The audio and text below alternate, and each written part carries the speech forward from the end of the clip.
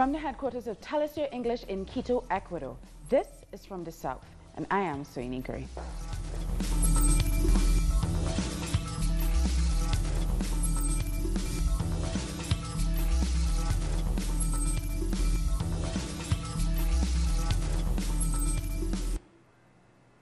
As part of the new economic restructuring in Venezuela, the Sovreign Bolivar has been placed into circulation. It is pegged to the cryptocurrency, the Petro. The Sovreign Bolivar's value will move in line with changes to the Petro, which is linked to movements in oil prices. All the measures that will be applied for the recovery, growth, and economic prosperity of Venezuela are already known. Last Saturday, the Venezuelan communication minister assured that these measures will protect the leaks of gasoline to border countries. Stop the subsidies that will go to Cúcuta, to Colombia, and we will give the subsidies directly to the Venezuelans. This will mean that we will save on the fuel that we are using. There is a figure that the president gave, $10 to $12 million. That is what the mafias are taking to Colombia. In the streets, there is hope before the arrival of the new economic era. I ask the country to have hope, so that in a short time we will move forward with a big evolution. Transportation workers have praised what the president is doing. We are waiting patiently for this, but with certainty. With unity and a positive mind, citizens say they trust this new stage in the country's economic future. Both opposition and traders should work together for the good of Venezuela, because if the boat sinks, we all sink together. All Venezuelans must support these economic measures that the president has implemented in order for Venezuela to be the most prosperous country in the world. The new economic system will soon begin. The banks are technologically ready to accommodate the implementation of the Sovreign Bolivar, and with it, the best of this economic revolution for the future. Over the weekend, President Nicolas Maduro also announced that the minimum wage will rise. That's to help keep up with record inflation. He explained that all salaries, pensions, and prices will be tied to the country's cryptocurrency. One Petro will equal $60 US. Our correspondent Luis Tavera has more on this story. On Monday, the new monetary measure announced by President Nicolas Maduro came into force. It's part of the new economic recovery plan. The president also announced over the weekend that the minimum wage will now be increased to 1,800 sovereign bolivars. Finance and Economy Minister Juan Serpa will announce the measure that private businesses can take in order to receive a state subsidy to cover workers' salaries for 3 months. The new currency, Sovereign Bolivar, has circulated from this Monday. Peru says that the suspects in the assassination attempt on Venezuela's president, Nicolas Maduro, are not in the country. Venezuela asked the Peruvian government to find 2 citizens and 6 military officers believed to be in Peru. Migration Superintendent Eduardo Sevilla says they have no immigration records of the 2 suspects, but he did pledge to check to see if the military officials are in Peru. And 6 people have been arrested in Colombia over the bus crash near Ecuador's capital, which killed 23 people. Those arrested are linked to a drug gang. Colombia's Attorney General, Néstor Humberto Martinez, says those held are part of a group shipping drugs in vehicles. More than a half ton of marijuana was found on the bus destined for Chile. We have more than 1,000 hours of telephone recordings that allow us to prove the nexus of this organization with the drug trafficking business. And this organization has to do with the poster of the narco buses. In Colombia, the National Liberation Army, or ELN, has released a new proof of life of the 3 policemen, 2 civilians, and a soldier kidnapped last August 2nd. The men were kidnapped in the department of Choco in the border with Panama. Colombian President Ivan Duque has requested their release to continue with the peace talks with the armed group, but the ELN says it's waiting for the government to establish contact to start a release protocol. Inexplicably, the government has yet to ease contact with the ELN delegation. We asked for that so the relevant protocols can be started, something that could have been done 8 days ago, and it's delaying. At least 14 people have been killed in Brazil's Rio de Janeiro during an anti-drug operation. 4,200 soldiers backed by armored vehicles and aircraft entered the Alemo and the Mar Favela complexes. So far, the military has acknowledged that 8 victims, but said the number could rise. In a separate incident in the Rio suburb of Niterói, 6 suspected armed criminals were shot dead by the police. Brazil's military took over security in Rio de Janeiro 6 months ago in the face of escalating violent crime. And the former Brazilian president, Luiz Inácio Lula da Silva, has officially thrown his hat into the ring for the presidential bid. Meanwhile, the United Nations has asked the judiciary to allow him to exercise his political rights as a candidate. Mia Alberti takes a look at the candidates so far. The electoral campaign in Brazil is on, but who are the candidates and what do they support? Leading the polls is former President Lula da Silva from the Workers' Party. A former union leader, he is well known for his social programs which helped fight poverty and hunger, and he's currently serving 12 years in prison for corruption and money laundering. Because of that, he might not be able to run. Instead, Fernando Haddad could take his place. The Minister of Education under Lula's government, he also served as mayor of São Paulo. His administration was known for liberal policies, but also for major protests that cost him a re-election, and the latest polls only give him a 2% rating. From the left to the extreme right, Jair Bolsonaro is the candidate for the Social Liberal Party. He served in the military for 17 years and picked a former general to be his vice president. Together, they support easier gun access and the possibility of military intervention. Their populist views appeal to a large conservative and evangelist crowd in Brazil. Two opposite sides of the political spectrum, that's where the most popular candidates here in Brazil are standing, and that shows that the Brazilian people are divided. But experts say that's a political divide, not a social one. Na campanha eleitoral parece final de campeonato. The electoral campaign feels like the end of a football championship. Normally in society, there is no problem. Only at the end of the campaign do we see this polarization, and electoral campaigns have always created this. Unfortunately, this ends up being reflected in society. Some groups feed off this racial discourse, so in the long run, this can have serious consequences. Between Lula and Bolsonaro, there are several other more moderate candidates, although not nearly as popular. It is the case of the ecologist Marina Silva or centrist Ciro Gomes and Geraldo Alckmin, who only have 4% of intended votes. Other candidates, such as Guilherme Boulos, have less than 1% of votes. These are some of the most contested elections in Brazil ever, and the division we are seeing right now might continue after the vote. If that happens, that will be another challenge for the next president of Brazil. Mia Alberti, Telesur, in São Paulo. We have more news after this short break. Stay with us.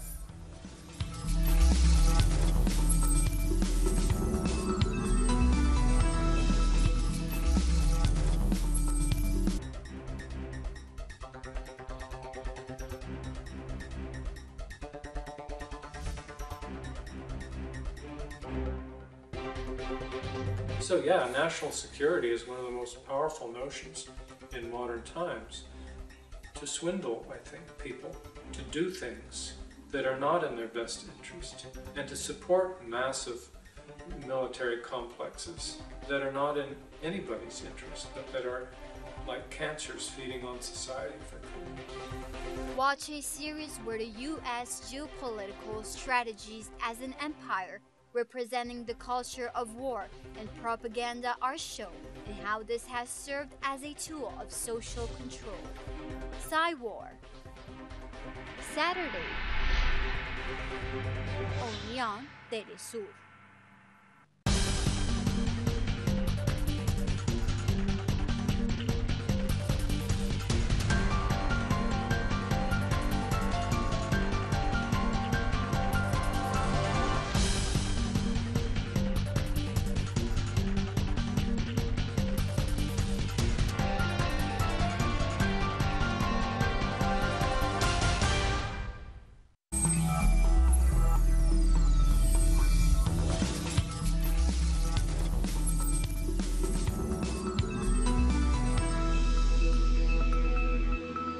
Welcome back. Thousands of Nicaraguans took to the streets of the capital, Managua, to once again support President Daniel Ortega. The government supporters carried flags and banners calling for peace. They accused the opposition of being part of a foreign-backed coup to unseat Ortega and say that some of them are terrorists. The country has been in the grip of a political crisis since mid-April, and that has left at least 265 people dead, according to the Commission for Truth, Peace and Justice. We march for the victims, for all the mates who were killed during the coup they attempted against the government. That is why we are demanding justice, because human rights have to be the same for everyone, not just for one group or another group. It has to be even. Human rights are for all Nicaraguans. Thousands of anti-government demonstrators also protested in Managua, demanding that President Ortega step down. They asked for the release of imprisoned activists as well. Demonstrators draped themselves in the colors of the Nicaraguan flag and called for justice and the democratization of the country. They want the government to call early elections. Various sectors in Ecuador are calling for protests against the new economic measures promoted by President Lenin Moreno. Our correspondent in Quito, Denise Herrera, has the details. Hello, yes, fishermen in Ecuador are marching today against the latest measures taken by President Lenin Moreno. According to them, the Minister of Aquaculture and Fishing does not make the necessary control to protect their and guarantee their protection during his work at the sea. They are also calling for a march to defend their rights, and also they are rejecting these latest measures taken by the government, and also they are asking to President Lenin Moreno to meet with them, and also they are asking to remove the authorities from the Minister of Aquaculture and Fishing. Also, on the other hand, workers of the Union Workers of Ecuador, they are calling a march on September to defend also their rights, and also against the latest measures taken by Moreno against the increase in the fuel. That is all for now. We will keep you posted with more information as soon as we can. Back to you at the studio. Thank you, Denise, for that report. Threats against social leaders in the Colombian city of Cartagena have triggered special security measures. The spokesperson for City Hall, Yolanda Wong, announced that 12 social leaders and their families have been threatened, targeted for their work in the community. And an extraordinary security council has been set up in order to protect them. Meanwhile, social organizations, peace activists and religious leaders have met to discuss the murders of social leaders in Colombia. More than 100 social and religious organizations have met in Bogota to prepare for the Week of Peace, a project that aims to unite the Colombian people under the slogan, "There is life, there is hope, we keep building peace." The Week for Peace is an act in the name of hope. We believe that it's necessary to have hope despite the murders, persecutions, and the efforts to destroy peace. We think it is important to comply with the peace agreement signed with the FARC, especially the chapter regarding ethnic groups, indigenous and Afro-descendant communities. During the meeting, activists denounced the systematic killings of social leaders. Social and Catholic organisations, along with the Attorney General's office, have started a campaign against the spate of violent deaths in the country. The Week for Peace is an act in the name of hope. We believe that it's necessary to have hope despite the murders, persecutions and the efforts to destroy peace. We think it is important to comply with the peace agreement signed with the FARC, especially the chapter regarding ethnic groups, indigenous and Afro-descendants. Activists are also denouncing the corruption in the judiciary, which according to them has increased since the peace accords were signed. We see a clear intention to blame social leaders for violent acts and link them to armed groups to justify their murders. It is important to investigate every case. Monsignor Fabio Heno made a call to protect life and in particular for the government to continue dialogue with the National Liberation Army. The National Council for Peace made a call for the dialogues to continue and for a new bilateral ceasefire to be agreed on. We also hope for hostilities and kidnappings to end so that citizens can participate in the dialogues as well. The Week for Peace will take place from the 2nd to the 9th of September across Colombia. Several forums, demonstrations and artist events are expected to take place in support of the project. The governmental transition in Mexico will start this Monday. Outgoing President Enrique Peña Nieto and President-elect Andrés Manuel López Obrador have already held their meetings. Now, members from the current government and the incoming one are scheduled to meet at the National Palace on Monday afternoon. Sources say cordiality is expected to dominate the meeting. López Obrador announced that he will launch a referendum on the new Mexico City airport. The new president said the controversial construction was tainted by corruption during his electoral campaign. López Obrador added he plans more public consultations on different matters. We are not going to limit the decision to a man or to a handful of technicians. Instead, it will be put to the consideration of all Mexicans. Mexico's president-elect has been outlining his political plans as he prepares to take office. Austerity and education were high on the agenda during a meeting of his political party. The Morena party made clear the kind of government it intends to be when it takes office on December 1st, during its 5th Congress meeting. An austere, honest and effective government that will liberate the funds of the country for its development and for the benefit of the people. The party president highlighted main aim of the Morena party. We've sowed a seed in all of Mexico. There is proof that a revolution of awareness has started. One of the topics at the summit was giving away of 50% federal funding, which by law they're entitled to. This is one of the austerity measures of AMLO's government. Every day I am more convinced that the work is being done. I am convinced of a big change that lies ahead for Mexico. For the first time in Mexico's history, we are going to have a government for the people and by the people. And Mexico is going to prosper. We are going to start the reconstruction of our country. Andrés Manuel López Obrador will take the oath on December 1st in the Zócalo of Mexico City. Still in Mexico, more than 200 agents are looking for human remains in the Juarez Valley. Drug cartels have turned the desert into a cemetery. Dozens of clandestine graves have been discovered since 2017. The search is taking place in El Millón Stream, where agents of the General Prosecutor's Office have already found remains in 26 spots. The experts will compare and start a tally to determine how many people have been found in the area. 10 days after the trial against the former president of El Salvador, Elias Antonio Saca, began, details are coming out about how public funds were diverted and laundered during his administration. Former President Antonio Saca confessed to his crimes in exchange for a shorter sentence.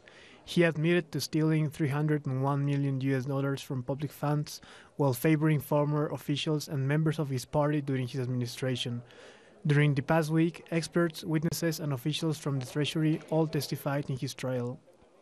The first 3 or 4 days were the most intense, but once the abbreviated procedure was approved, the pace slowed down. We were honestly hoping to get more of our witnesses. Reactions to the looting of public funds have led to complaints from various organizations to the Attorney General's office, demanding that the people who received these funds be investigated. We believe it is fundamental that an investigation be started to determine whether any of these people, companies or political parties have broken any law. The key to this entire process is guaranteeing that the nation can recover everything that was stolen from us. Social organizations have gone to the Supreme Electoral Court to demand the dissolution of the Arena Party, which, according to revelations by former President Saca, received $7.6 million of illicit funds. They stole public funds and funneled them to the Arena Party to fund all sorts of activities, in particular political campaigns. So we can see this party has committed criminal acts and must be disbanded. The Attorney General's office expects to recover $40 million by expropriating Saca's properties. Nonetheless, Civil society remains unhappy with this abbreviated trial, which has agreed upon by Saca, 5 of his former officials, and the public ministry. In Colombia, the southern city of Cali has celebrated its Afro-Latina culture. The Petro Alvarez Pacific Music Festival highlighted Afro-Colombian traditional artists and musicians. Named after a legendary Colombian singer, this is a festival that celebrates the musical heritage of the Colombian Pacific. Cali has the second largest Afro-descendant population in Latin America after Brazil's Salvador de Bahia.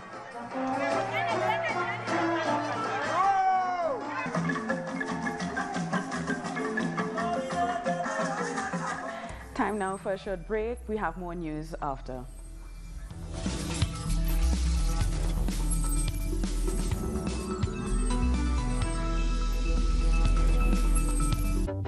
With developing events being presented through analysis, our coverage transcends borders.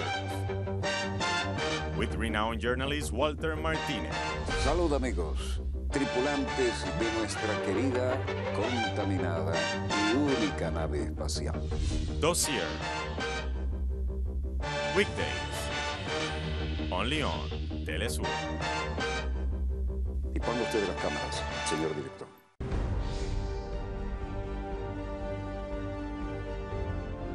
Acompañamos a los pueblos que resisten en cada una de sus luchas.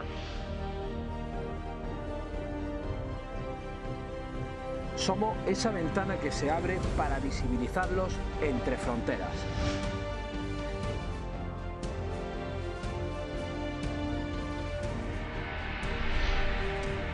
Thursdays, only on Telesur.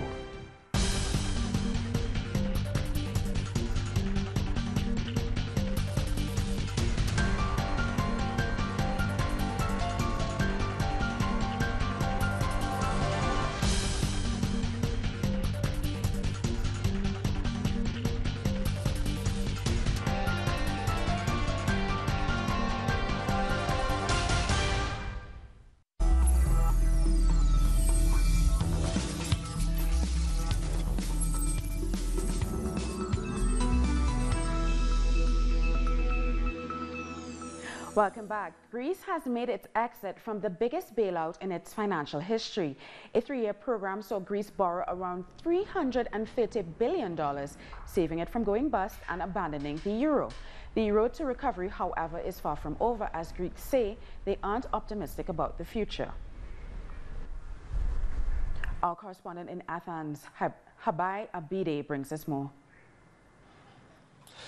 Buenas tardes, saludos a toda nuestra audiencia. Hoy finaliza el tercer rescate, el rescate impuesto por la Greece's third bailout is over. This 86,000 million euros bailout was imposed by the Troika in 2015. If we make the add with the other two previous bailouts, we have a total of 241.6 billion euros. This money was given to Greece in exchange of deep reforms and structural adjustments with a neoliberal approach. Through this program, the Troika has provoked the privatization of ports, airports, water and electricity. Law was also modified to make evictions easier. 14 measures were taken to cut on pensions, which provoked a loss of an average 45% of the pensioners' purchasing power. Workers have also suffered an average cut of 20% in their wages. President Alexis Tsipras promised he would not apply these cuts. However, in 2015, after the referendum in which Greek citizens massively voted against austerity, Tsipras considered he was not powerful enough to face the Troika, and so he signed this third bailout that ends today. Now the question is if from now on Tsipras' government will be able to follow its program with social policies and public investments, or if on the contrary Tsipras will continue with the austerity policies. The Afghan President Ashraf Ghani has announced a 3-month ceasefire with the Taliban. In a televised speech, Ghani warned that the truce would only be upheld if the Taliban cooperates. The announcement follows a week of fierce fighting between Afghan forces and the Taliban in the city of Ghazni, killing around 250 people and destroying infrastructure. According to the United Nations, residents are in need of humanitarian aid. Once again, we announce a ceasefire that will take effect from tomorrow, Monday, the day of Arafah, till the day of the birth of the Prophet Milad un-Nabi, on the condition that the Taliban reciprocates and remains committed to it during these days. Separated Korean families have been allowed to reunite temporarily in North Korea. Around 330 South Koreans from 89 families met their relatives after more than 6 decades apart. This is the first time in 3 years a reunion has taken place. Families have been separated since the 1950 to 1953 war in the peninsula. And Pakistan's new Prime Minister Imran Khan has called on the rich to start paying taxes as a part of his vision for a new Pakistan. In his first address to the nation, Khan said Pakistan is to begin an austerity drive to reduce debt. He will take the initiative by selling his office's fleet of bulletproof cars. He spoke at length about the need to reform Pakistan with the introduction of an Islamic welfare system. And tens of thousands of Muslims have gathered in Saudi Arabia for the annual Hajj pilgrimage. Pilgrims began ascending Mount Arafat on Monday, also known as the Mount of Mercy, for a day of prayers and reflection. Worshippers believe Prophet Muhammad delivered his final sermon on this rocky hill southeast of the holy city of Mecca. After sunset, pilgrims will leave for nearby Muzdalifah to perform the symbolic stoning of the devil. The annual Hajj brings together more than 2 million Muslims. And with that, we've come to the end of this news brief. For these and many other stories, you can find them on our website at talisteertv.net/English. And join us on social media, Facebook, Twitter, and Instagram. For Talisteer English, I'm Sonia Gray. Thank you for watching.